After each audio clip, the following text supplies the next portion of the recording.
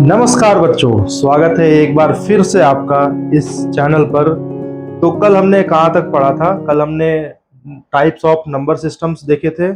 उसमें specially focus किया था हमने रेशनल नंबर पर।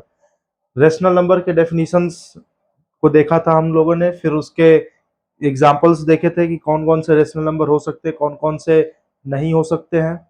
नहीं इन द सेंस आज हम लोग कवर करेंगे कि इर्रेशनल नंबर क्या होता है, रेशनल नंबर का जो कि होता है अपोजिट। ठीक है।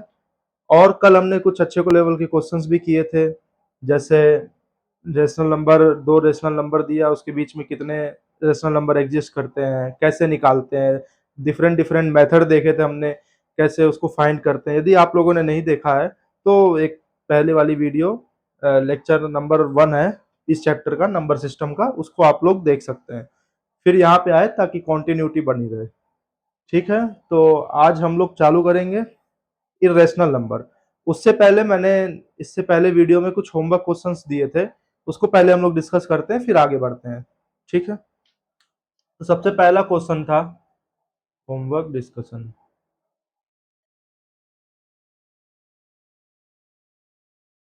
सबसे पहला मैंने दिया था कि y 2.23357187, कुछ ऐसे टाइप का मैंने नंबर दिया था,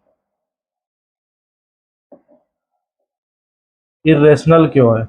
सबसे पहले मैंने ये बोला था कि ये नंबर जो है ये इर्रेशनल क्यों है ना। तो मैंने बताया था कि रेशनल की डेफिनेशन को जो नंबर फॉलो नहीं करेगा वो होगा इर्रेशनल। मतलब सर समझ नहीं आया। रेशनल का डेफिनेशन क्या कहता था कि रेशनल वो नंबर है जो कि p बाई क्यू के फॉर्म में लिखा जा सके, where p comma Q belongs to Z, integer होने चाहिए, और and q does not equal to 0। तो अब इन दोनों को जो फॉलो ना करे इस डेफिनेशन को, वो क्या हो गया? इर्रेशनल हो गया। जो इसको फॉलो ना करे वो हो गया इर्रेशनल। वही तो आज का हमारा टॉपिक है, इर्रेशनल। तो देखो यार, इसको हम लोग मतलब p बाई क्यू की फॉर्म में क्यों नहीं लिख सकते?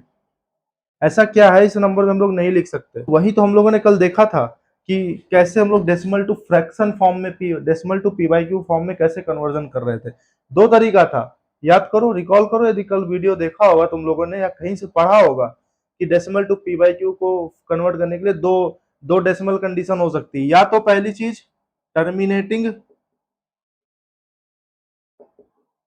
या फिर नॉन टर्मिनेटिंग बट रिपीटिंग। इन दोनों में से कोई भी एक कंडीशन फॉलो कर गई, एक या एक एक ही हो सकता है, दोनों तो एक साथ में पॉसिबल है ही नहीं। एक कोई भी कंडीशन फॉलो कर गई तो हम इसको पी वाई क्यू के फॉर्म में कन्वर्ट कर सकते हैं। और चेक करते क्या इन दोनों फॉर्मेट में ये बैठ रहा है। टर्मिनेटिंग मतलब खत्म हो जाना, ये खत्म ही नहीं हो रहा है, पहला तो गलत हो गया। नॉन टर्मिनेटिंग, हाँ नॉन टर्मिनेटिंग है सर, बट रिपीटिंग, क्या रिपीट हो रहा है? 2 3 3 5, फिर 5 7 7 1 8 7, कहीं तो रिपीटिंग नहीं दिख रहा है। रिपीटिंग इन द सेंस कि 2.34 34 34 34 ऐसे करके रिपीट होना चाहिए। इसको हम लिख सकते हैं 2.34 का बार। कल मैंने बताया था बार का मतलब क्या है। ऐसे याद रखना, थोड़ा थोड़ा चीजें याद करते रहना। ठीक है, एकदम ऐसे नहीं कि सर आए हैं आज नया लेक्चर में तो पीछे का सारा भूल गए, डब्बा गोल, ऐसा नहीं रखना है। मैं रिलेट करते करते पढ़ाऊंगा। पहले लेक्चर का चाहे 10वां लेक्चर हो मेरा, पहले लेक्चर को जरूर उसमें रिकॉल कराऊंगा। ठीक है, तो ये हो गया तुम्हारा। ये भी तो क्या है, नॉन रिपीटिंग भी है, रिपीटिंग तो है ही नहीं, तो ये भी डेफिनेशन गलत हो गया। तो मैंने बोला जो रेशनल को फॉलो नहीं करेगा वो क्या होगा? इर्रेशनल। Hence prove. आ गया समझ में? चलो एक और क्वेश्चन मैंने दिया था होमवर्क में। ये तो वैसे आज का टॉपिक है, कल मैंने पूछा था, तो अब इसी बेसिस पे आज हम लोग आगे बढ़ेंगे कि इर्रेशनल नंबर होता क्या है। अगला क्वेश्चन मैंने पूछा था, हमारा डिस्कशन उस पे चल रहा था कि ये जैसे x बराबर 0.37 का बार दिया हुआ है, तो हम लोग इस पे जितने बार होते हैं उतने x से ही मल्टीप्लाई करते हैं। ऐसा हमने मतलब देखा हुआ था, रिलेशन नंबर 1 मान लो, इसको 2 मान लो। मैंने फिर बोला था कि यार इसको तुम लोग एक बार 10,000 एक्स से मल्टीप्लाई करो, तो ये तुम्हारे पास आएगा 3 इक्वेशन। तो यदि मैं इसको इससे घटाऊं तो ये हो जाएगा 99x बराबर 37, और ये x बराबर हो जाएगा 37/99। और वहीं मैं यदि 3 को इससे घटाऊं तो ये हो जाएगा 4x बराबर 3737।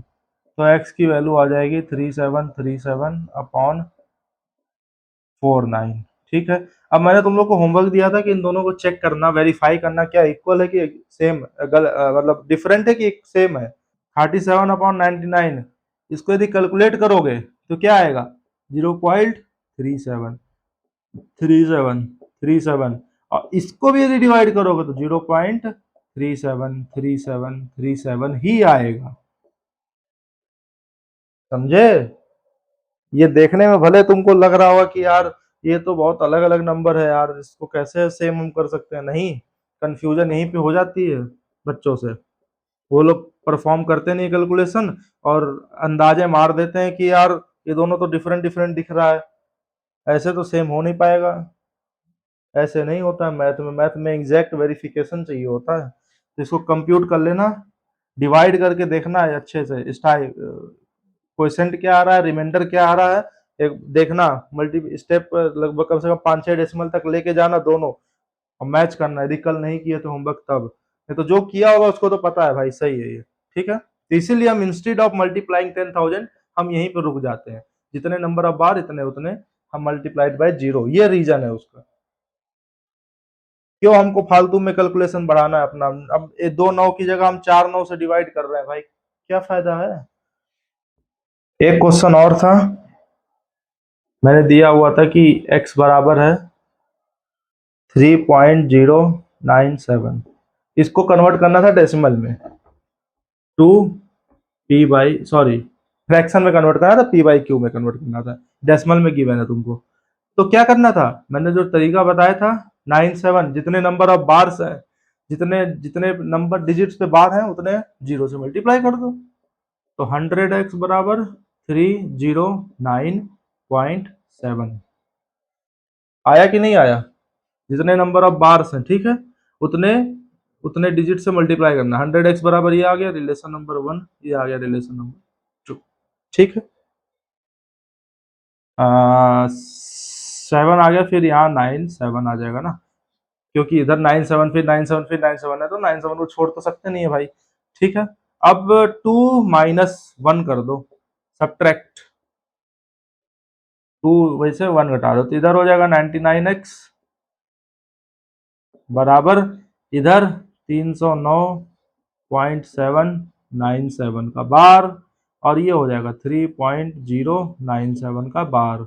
अब देखो बार बार वाला कट जाएगा, कोई दिक्कत नहीं है, 7 आ जाएगा इधर, इधर 306।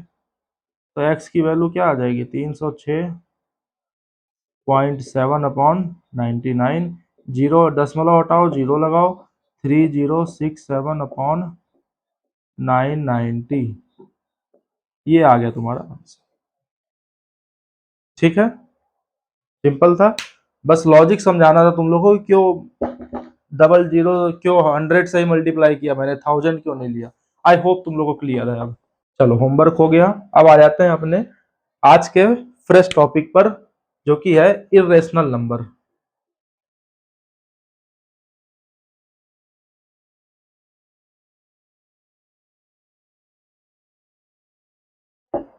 हाँ तो भाई इरेशनल नंबर क्या है? अभी मैंने स्टार्टिंग में बताया कि ऐसे नंबर्स जिनको हम लोग रेशनल यानी कि पी बाई क्यू के फॉर्म में ना लिख सकें, वो सारे हो गए इरेशनल नंबर। जैसे तुम लोगों ने ये वर्ड देखा होगा, ये आई थिंक बहुत कम लोगों ने देखा है, लेकिन फिर भी देखा होगा तुम लोगों ने, और ये तो बहुत ही कम लोगों ने देखा होगा। फोकस करते हैं सबसे पहले इस पर। What is this one? What is this symbol? हाँ सर ये तो देखा देखा लग रहा है, इसको बोलते हैं पाई, PIE, पाई। पाई को हम लोग for sake of easy calculation 22/7 या फिर 3.14 लिख लेते हैं वैसे, ठीक है।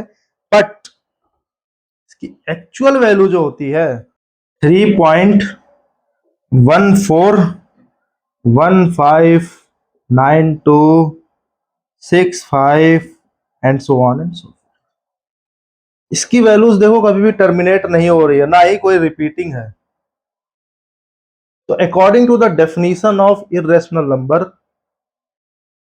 क्या कहता है यदि रेशनल का अपोजिट डेफिनेशन बोला जाए तो non terminating, non repeating, that is called irrational number. आ गई डेफिनेशन निकल के, non terminating and non repeating, this is the definition of irrational number. ये होती है एक्चुअल वैल्यू। हम लोग कैलकुलेशन के लिए ये या फिर ये, पाई का यूज कहाँ कहाँ पे होता है, सर्कल होता है, सर्कल का सरकमफेरेंस, ये तो तुम लोगों ने पढ़ा होगा 6, 7, 8 में, 2 पाई आर। आर होता है radius of the circle, area होता है पाई r²। ठीक, ये तो हो गई पाई के बारे में। व्हाट इज दिस, ई।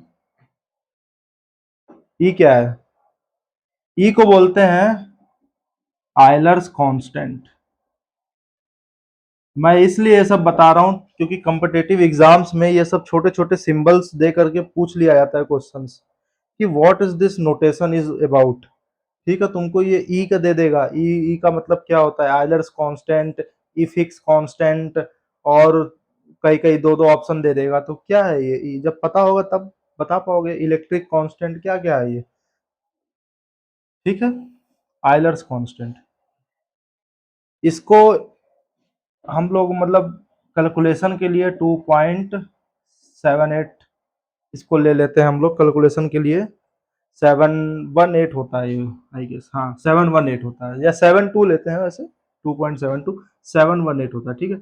इसकी एक्चुअल वैल्यू क्या होती है, देखो 2.7182882 dot dot dot dot dot, ये भी कभी खत्म नहीं हो रही है, नॉन टर्मिनेटिंग, नॉन रिपीटिंग। तो ये भी एक इरेशनल नंबर में आता है। इसका यूज कहाँ होता है, लॉगरिदम में, लॉग बेस ई। किसी ने बच्चे ने यदि लॉग पढ़ा होगा तो जानता होगा, लॉग इसको बोलते हैं नेचुरल लॉग,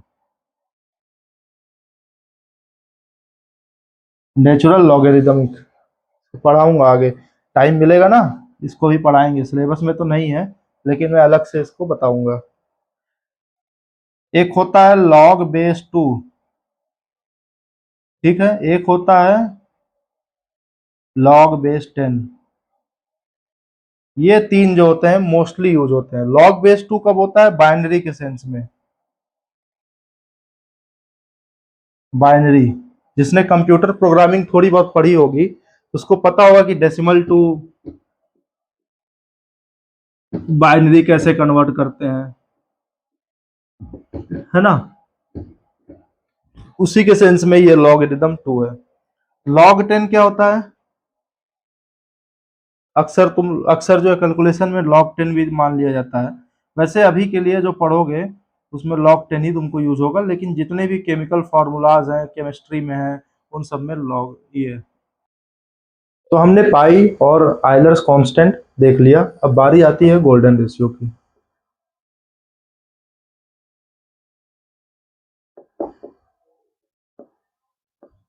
गोल्डन रेशियो क्या होता है, इसका फॉर्मूला होता है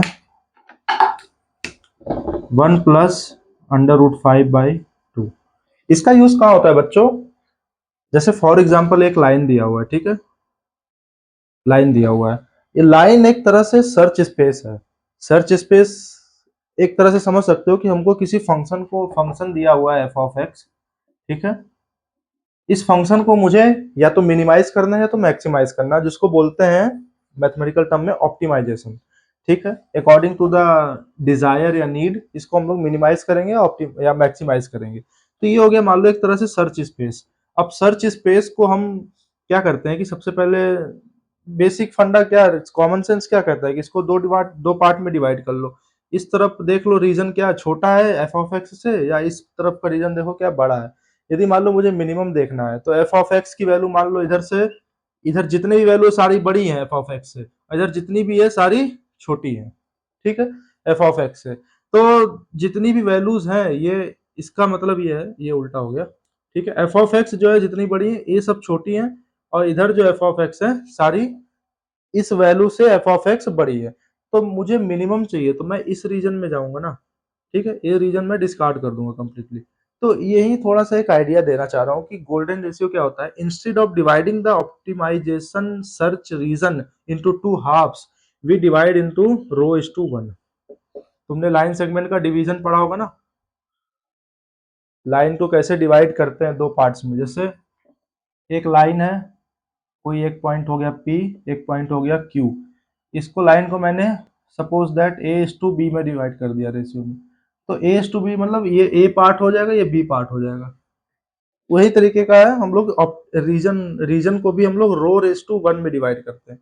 ये एक ऑप्टिमाइज इसमें रिसर्च किया गया बेसिकली कि डिवाइड बाई टू की जगह पे यदि हम लोग 1+√5/2 और इस टू वन यदि परफॉर्म करेंगे तो मेरा कन्वर्जेंस यानी रिजल्ट जो मिलेगा वो बहुत जल्दी मिलेगा compare to divide by two यदि आप अप्रोच करेंगे। तो ये बच्चों बस तुम्हारे काम का इतना है कि गोल्डन रेशियो याद रखना इरेशनल नंबर होता है, जो कि जिसकी वैल्यू 1+√5/2 होती है।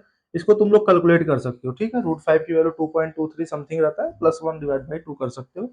चलो हम लोग अपने काम पे आते हैं, अब काम की बात पे। ठीक है, अब इसमें एक टाइप का और क्वेश्चन बनता है एनसीईआरटी में कि जैसे तुमको दो नंबर दे दिया जाएगा, गिवन टू नंबर्स। ठीक है, नंबर्स क्या हो सकता है, इरेशनल, रेशनल, कुछ भी हो सकता है, रेशनल या फिर इरेशनल, कुछ भी हो सकता है। ओके, तुमको बोलेगा कि फाइंड 3 इरेशनल नंबर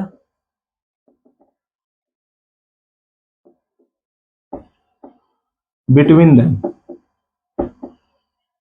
कैसे करेंगे? ठीक है, तो चलो केस वन लेते हैं कि A and B are rational number. ठीक है, केस वन मैंने ले लिया कि ए और बी दोनों रैशनल नंबर है। एग्जांपल से समझते हैं इसको। ठीक है, ए की वैल्यू मान लो मैंने 1/7 ले लिया, बी की वैल्यू मान लो मैंने 2/7 ले लिया। तो देखो हम लोगों ने पिछले लेक्चर में 1/7 की वैल्यू निकाली थी। देखो यहाँ पे अब कुछ बच्चे रिलेट कर पा रहे होंगे यहाँ पे कि हमने क्यों fraction to decimal form conversion सीखा था। देखो यहाँ पे यूज होगा। ठीक है, इसको हम लोग डेसिमल में कन्वर्ट करेंगे। मेरे पास वैल्यूज हैं, मैं लिख लेता हूँ 0.142857 का भार। ठीक है, ये हो जाएगी ए की वैल्यू। तुम लोग एक बार फिर से इसको कैलकुलेट कर लेना और देखना कितने डिजिट बाद रिपीट हो रहा है, एक बार तुम्हारा भी रिवीजन हो जाएगा फिर से। ठीक है, 2/7 मैंने डायरेक्टली बताया था कि 2/7 इसको बिना मतलब डिवाइड किए हम कैसे निकाल सकते हैं, एक बार फिर से सुन लो। 2/7 इंटू टू करते हैं ना, तो 2 से मल्टीप्लाई करेंगे सबसे पहले। तो 2 7 जा 14, 2 5 जा 10, 1 2 8 जा 16, 17 7 हासिल 1, 2 2 जा 4 एक 5, 2 4 जा 8 और 2 1 जा 2। ठीक है, यहाँ पे कोई मतलब दिक्कत वाली बात नहीं, क्योंकि यहाँ कोई कैरी वगैरह नहीं है। कैरी होता तो हम लोग कैरी फॉरवर्डिंग बोले थे, जैसे सीखा था हम लोगों ने पिछले लेक्चर में, तो उसको हम लोग यहाँ वंस डिजिट पे ऐड कर देते थे। ठीक है, डिटेल में देखना है पिछला लेक्चर देख लेना। ये हो जाएगा बी की वैल्यू। अब देखते हैं कि ए और बी के बीच में हमको क्या बोला, ए और बी और रेशनल नंबर्स हैं। रेशनल नंबर्स के बीच में हमको क्या 3 इरेशनल नंबर फाइंड करने हैं। यार इरेशनल नंबर की डेफिनेशन यदि हम लोग गौर करें इस पे, तो इरेशनल नंबर की डेफिनेशन क्या होती है, नॉन टर्मिनेटिंग नॉन रिपीटिंग। तो यार ये देखो रिपीटिंग है लेकिन नॉन टर्मिनेटिंग है, तो इसी का हम फायदा उठाते हैं ना। सॉरी, पहला हो जाएगा 0.142857 5 7, ठीक है। फिर 5 6 5 6 5 6 डॉट डॉट डॉट कुछ भी होते जा रहा है, 5 6 7 ऐसे लिख देना ना, रिपीटेड नहीं दिखना चाहिए, बस डॉट डॉट डॉट लगा देना, ये मत भूलना, क्योंकि ये रिप्रेजेंट करता है नॉन टर्मिनेटिंग, और एक आध डिजिट बीच में चेंज कर देना जिससे पता चलेगा नॉन रिपीटिंग। तो बहुत से बच्चे क्या करते हैं, कभी कभी डिजिट तो मान लो यार चेंज कर दिए बीच बीच में, ये इनफाइनाइट वाला डॉट डॉट डॉट नहीं लगाते हैं जिससे नंबर कट जाते हैं। हमेशा इरेशनल नंबर या तो फिर मैंने बोला कि रेडिकल फॉर्मेट में होगा, रेडिकल फॉर्मेट, रेडिकल फॉर्मेट यानी √2 √3 या √5, ठीक है, या फिर इस तरीके से होगा नॉन टर्मिनेटेड, नॉन टर्मिनेटिंग होना चाहिए, ठीक है। तो एक ये हो गया। इसी तरीके से दूसरा क्या है, दूसरा नंबर 0.1428, अब 5 7 की जगह 5 8 लिख दो, 5 6 2 3 7 1 8 कुछ भी लिख दो यार, कोई दिक्कत नहीं है, ठीक है। बस ये ध्यान रखना कि यार एक इंक्रीजिंग ऑर्डर में लिखो ताकि टीचर को आसानी रहता है कि हाँ बच्चे को समझ में आ रहा है। 5 9 ऐसे लिख देना, 2 3 कुछ भी, 8 1 7 डॉट डॉट डॉट, ये हो जाएंगे तुम्हारे 3 number, 3 irrational number between 2 rational number, ठीक। चलो अगले केस पे आते हैं, case 2, when A and B are irrational, ठीक है। इरेशनल के केस में क्या करेंगे, देखो सिंपल है, ए की सपोज दैट एग्जांपल ले लेते हैं अपन, ए हो गया 0.14287364 डॉट डॉट डॉट, बी हो गया 0.14297374, और यहाँ पे ले लो 151 डॉट डॉट डॉट, ठीक है। अब देखो तुम्हारा यहाँ पे टीचर ये चेक करेगा कि यार बच्चे को क्या डिजिट की अंडरस्टैंडिंग है, कि वो कहीं कंफ्यूज तो नहीं हो जा रहा ना, देख करके कि डिजिट में मतलब इसमें क्या अंतर आ रहा है, मतलब कितने का कितने प्लेस के बाद जो है डिजिट्स में डिफरेंस क्रिएट हो रहा है, ठीक है। तो पहला नंबर तुम लोग अपने से ट्राई करो, पहले 1 2 3, चलो स्टार्ट करते हैं। एक तुम लोग अपने से ट्राई कर लियोगे आई होप।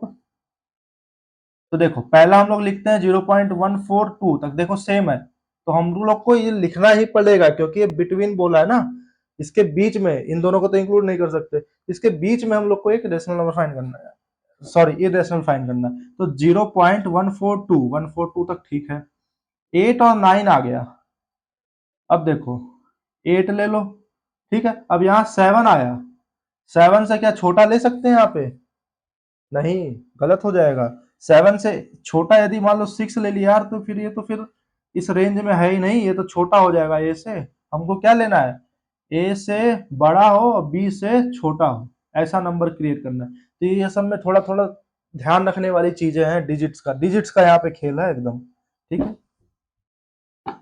तो क्या हो जाएगा 0.1428, यहाँ 7 है, 7 ले लो या 8 ले लो, कोई दिक्कत नहीं, 81429 डॉट डॉट डॉट, ठीक। 0.1428, यहाँ 8 था, 8 ही ले लो, 8 यहाँ 1 है तो 2 ले लो, 9 3 7 6 कुछ भी ले लो यार।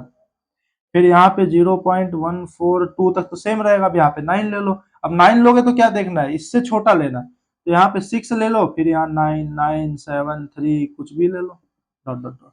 तो ये हो गए हमारे 3 required irrational number between 2 irrational number, ठीक है। समझ में आ गया कंसेप्ट, कहाँ पे गलतियां होती हैं, ये थोड़ा सा मैटर करता है यार, देख लेना इसको, बी केयरफुल। ये हमेशा याद रखना कि ए से बी तक के बीच में जो जितने भी नंबर फाइंड करने हैं उसमें बस खेल जो है सारे डिजिट्स का है, तुम्हारा ये डिजिट देखा जाएगा, बाकी तो डैश का एक याद ध्यान रखना, डैश का, और रिपीटिंग नहीं होना चाहिए, ये है थोड़ा सा इरेशनल नंबर में यहाँ पे गलती हो जाती है। चलो आगे बढ़ते हैं। अब कुछ नंबर तुम लोग को दिए रहेंगे, उनको क्लासिफाई करना रहेगा कि ये रेशनल है कि इरेशनल है। चलो कॉपी पेन तैयार रखना अब, ठीक है। Classify the numbers as rational और इरेशनल।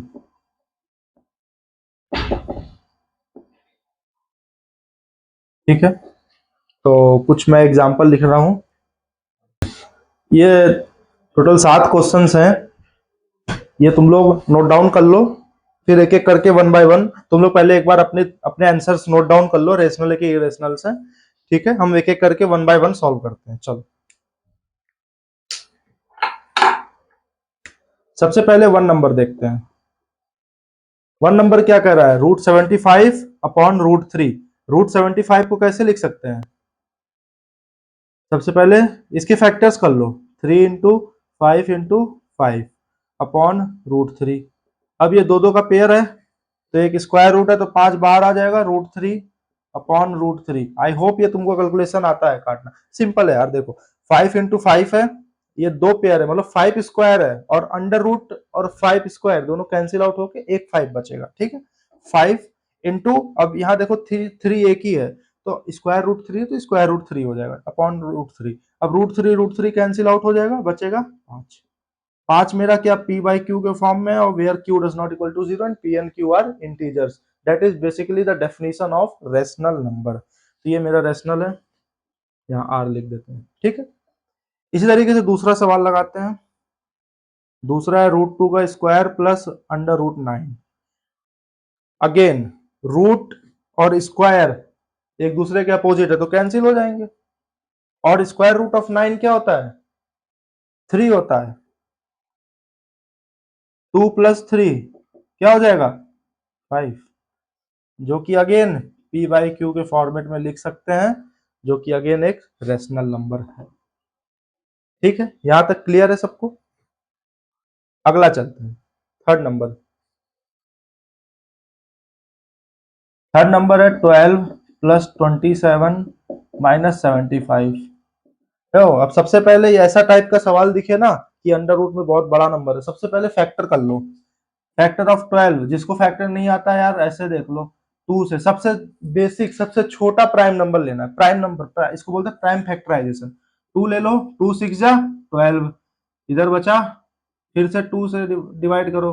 ठीक है, जिससे कट रहा है 2 3 जा। अब देखो 2 से क्या कटेगा, नहीं होगा, तो 3 से कटेगा, हाँ कट गया। तो ये आ गया तुम्हारे 2 इंटू 2 इंटू 3, ऐसे निकालते हैं प्राइम फैक्टर। तो ये हो जाएगा अंडर रूट में 2 इंटू 2 इंटू 3। इसी तरीके से 27 का हो जाएगा 3 इंटू 3 इंटू 3।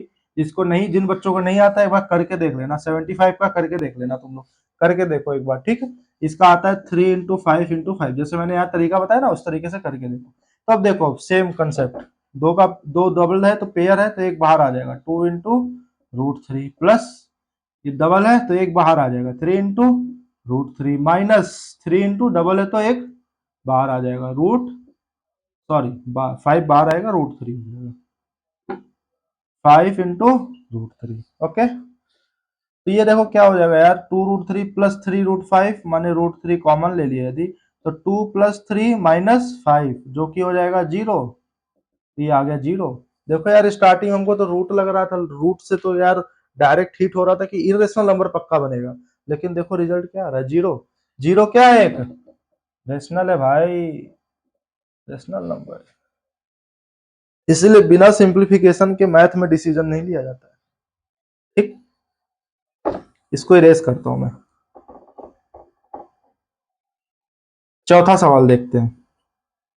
चौथा है अंडर रूट में 2 प्लस √3, अंडर रूट में 2 माइनस √3। यार ये ऐसा कुछ नहीं दिख रहा तुमको, a plus B into under root of a minus B. इसको यदि हम लोग एक अंडर रूट ले ले तो a plus B into a minus B. तुम लोग जरा जल्दी से बताना कि ये कौन सा, ये एल्जेब्रिक आइडेंटिटी लिखा है, ये यही लिखा है ना, a square minus b square under root हो गया। ठीक, ए यहाँ पे क्या है, 2 है, स्क्वायर माइनस √3 का square upon sorry under root, ये क्या लिखा है यार, 2 स्क्वायर मतलब 4, अंडर रूट में 4 माइनस √3 स्क्वायर, रूट और स्क्वायर कट जाएगा, कैंसिल आउट हो जाएगा, 3 बचेगा, 4 माइनस 3 अंडर रूट में 1 बचेगा, जो कि हो जाएगा सिंपली 1। और 1 क्या है हमारा, p बाई क्यू के फॉर्म में इजिली रिप्रेजेंटेबल है, तो ये रेशनल हो जाएगा। ठीक है, अभी तक 4 हम लोगों ने किया, चारों के चारों अभी तक रेशनल मिले। पांचवा है, देखो यार यहीं पे सॉल्व कर देते हैं। 0 × पाई, मैंने कंफ्यूजन के लिए दिया यार कि तुम लोग पाई देखोगे और मार दोगे इरेशनल नंबर तुरंत, जबकि ऐसा नहीं है। 0 मल्टीप्लाइड बाय कुछ भी करो हमेशा क्या आता है, 0। तो ये क्या हो जाएगा, 0 भी एक हमारा रेशनल नंबर है। ठीक है, 6 नंबर क्वेश्चन देखते हैं। √2 × √8 को फिर अगेन क्या लिख सकते हैं, 2 × 2 × 2 प्राइम फैक्टराइजेशन, और 18 को 2 × 3 × 3। ठीक, अब यहाँ पे क्या हो जाएगा, 2 इंटू दो दो का पेयर, 2 × √2 इंटू यहाँ पे भी 2 का पेयर है, 3 × √2। देखो सिंप्लीफिकेशन करने में कितना मजा आ रहा है यार, मैथ्स इंटरेस्टिंग तो है। 2 × 3 हो जाएगा ये, और इधर क्या हो जाएगा, √2 × √2 × √2। कभी भी जल्दबाजी मत करना, भले एक दो स्टेप ज्यादा लिख दो और जल्दबाजी मत करना। 3 2 जा 6 और रूट रूट कैंसिल हो जाएगा, 2 हो जाएगा इंटू √2। 6 2 जा 12 √2। अब बताओ 12 √2 आ गया इरेशनल, यहाँ पे √2 है, ठीक है, चमका। ओके, चलो लास्ट क्वेश्चन पे आते हैं। लास्ट क्वेश्चन हमारा है √2 प्लस √3 का पावर 4 प्लस √2 माइनस √3 का पावर 4। अब बहुत से बच्चे यहाँ पे घबरा जाते हैं यार कि इसको रूट के पावर मतलब इसका पावर 4 कैसे सॉल्व किया जाए, इसको एक्सपेंड करने में हालत खराब हो जाएगी। चलो लेट्स ट्राई करते हैं यार, कुछ करते हैं, देखते हैं यदि मतलब पहले तो मतलब मेथड से सॉल्व करेंगे, देखते हैं फिर इसका कोई शॉर्टकट बनता है क्या इसको ओपन करने का। तो सबसे पहले तो यार इसको स्क्वायर कर लेते हैं। ये हो जाएगा √2 प्लस √3 का होल स्क्वायर का स्क्वायर प्लस √2 माइनस √3 का स्क्वायर का स्क्वायर। ये हो जाएगा a square plus B square plus 2ab।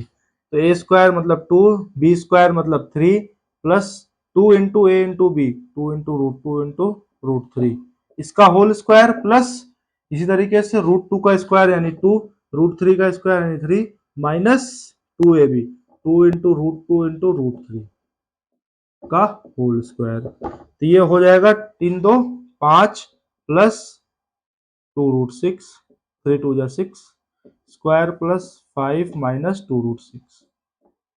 ठीक है, अब ये क्या है, a प्लस बी का whole square, a minus B का होल स्क्वायर। तो ये क्या आता है, a प्लस बी का whole square, a minus B का होल स्क्वायर। यदि इसको खोलेंगे तो 2 टाइम्स होता है a square plus B square. ये कैसे आया बताता हूँ, 25 प्लस 2 2 जा 4 6 जा 24 यानी ये हो जाएगा 2 टाइम्स 49 98। क्या आ गया, रेशनल। अब मैं बोल रहा था तुम लोग से कि यार ये होता है a प्लस बी का whole square plus a minus B का होल स्क्वायर।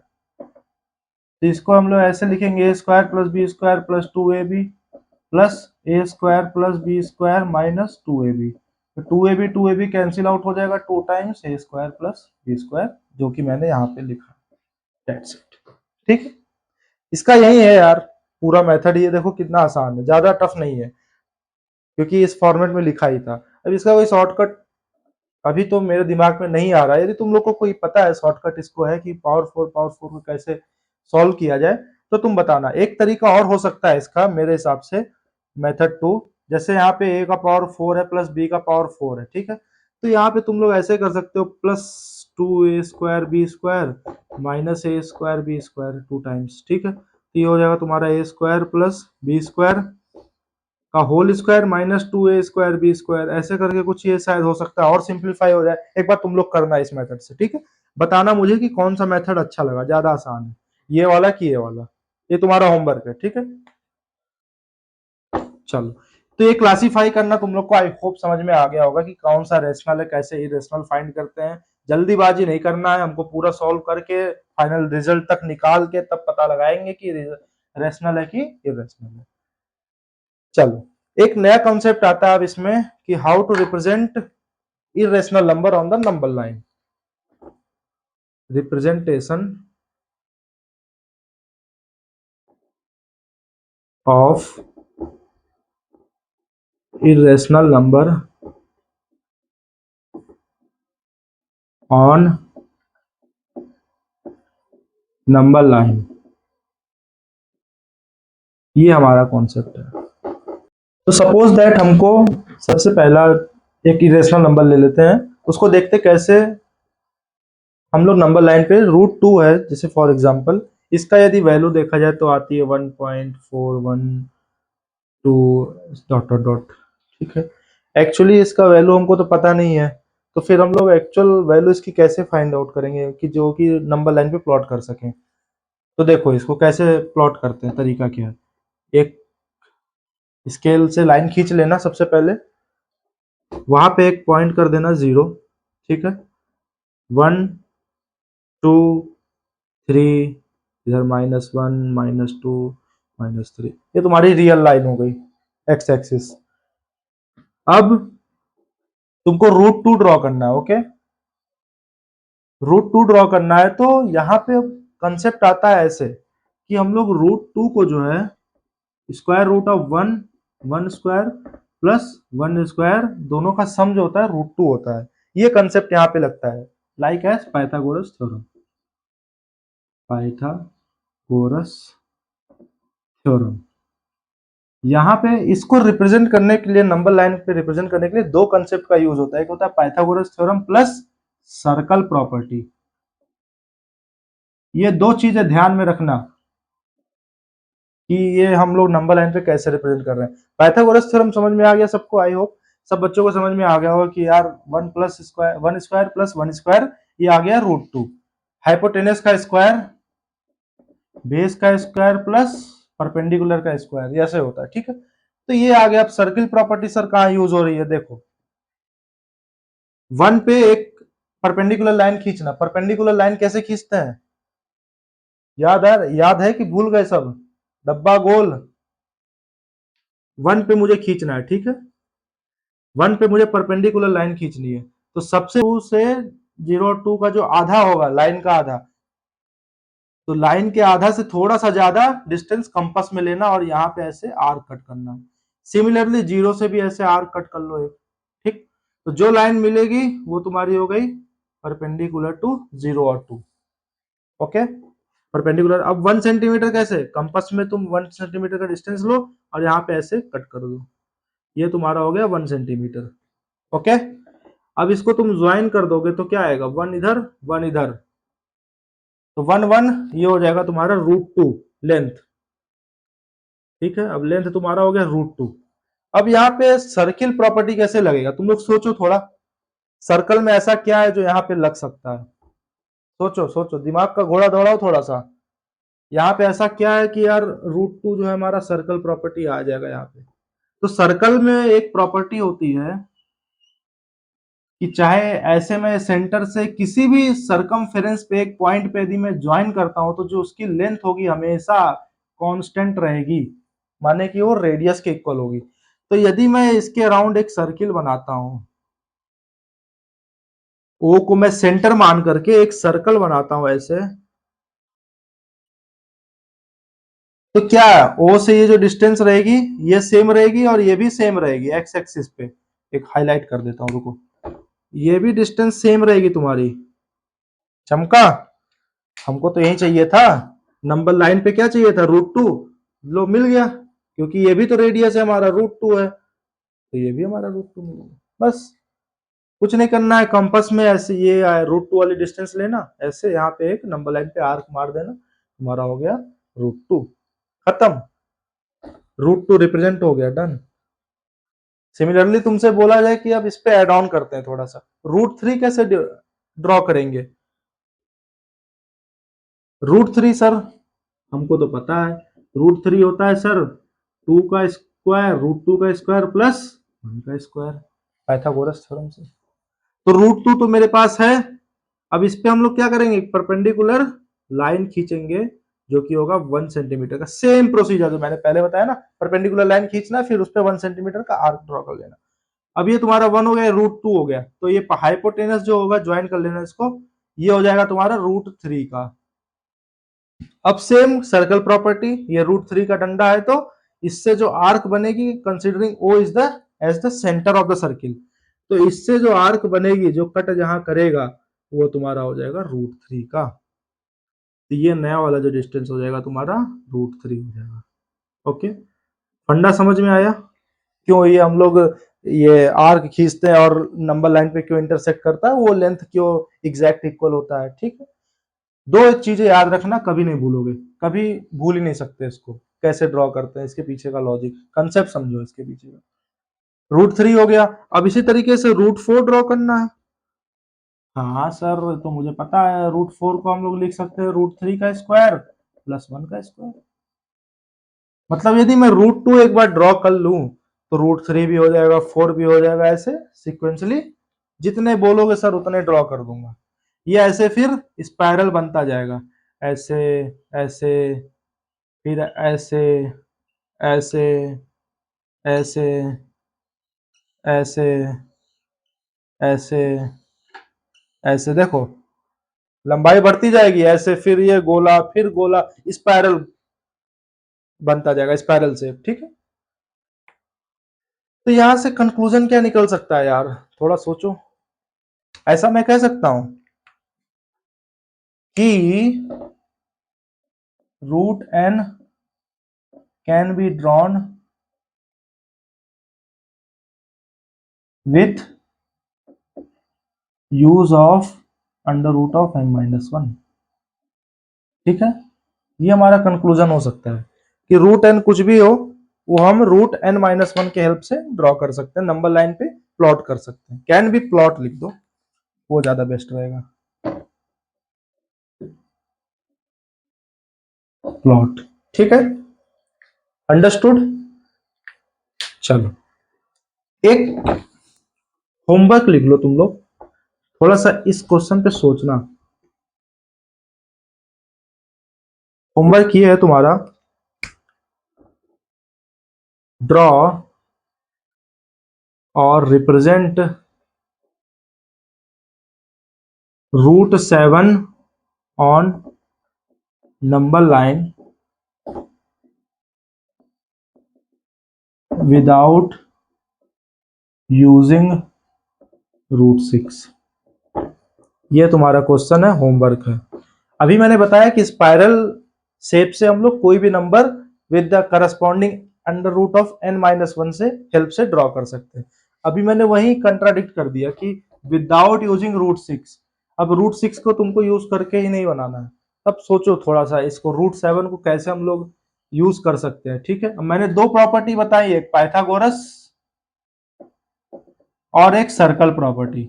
अब ये सोचो कि किस प्रॉपर्टी में चेंज करें कि हम √7 को जो विदाउट √6 से हम ड्रॉ कर सकते हैं। ये थोड़ा सा अपने से ट्राई करना, थोड़ा ब्रेनस्टॉर्मिंग करना, कुछ ना कुछ रिजल्ट आएगा। ठीक है, जिसका आ जाता है अगले वीडियो से अपलोड करने से पहले, तो मुझे कमेंट सेक्शन में जरूर बताना। ठीक है, ये तो मैं अगले वीडियो में इसका सोल्यूशन डिस्कस करूंगा। ठीक है बच्चों, तब आज के लिए इतना ही काफी है। आज इरेशनल नंबर के बारे में पढ़ाया मैंने, तुम लोग इससे रिलेटेड जितने भी क्वेश्चंस हो सकते हैं मैंने करा दिया है। तुम लोग की जिम्मेदारी है अब जा करके RD शर्मा और NCERT में जितने भी एक्सरसाइजेस दिए हुए हैं, हालांकि मैं इंपॉर्टेंट क्वेश्चंस कर रहा हूँ, जो जो मेरे से बच जा रहे हैं वो सब तुम लोग हार्ड एंड श्योर तुम लोग लगाओगे उसको, सारे सवाल को।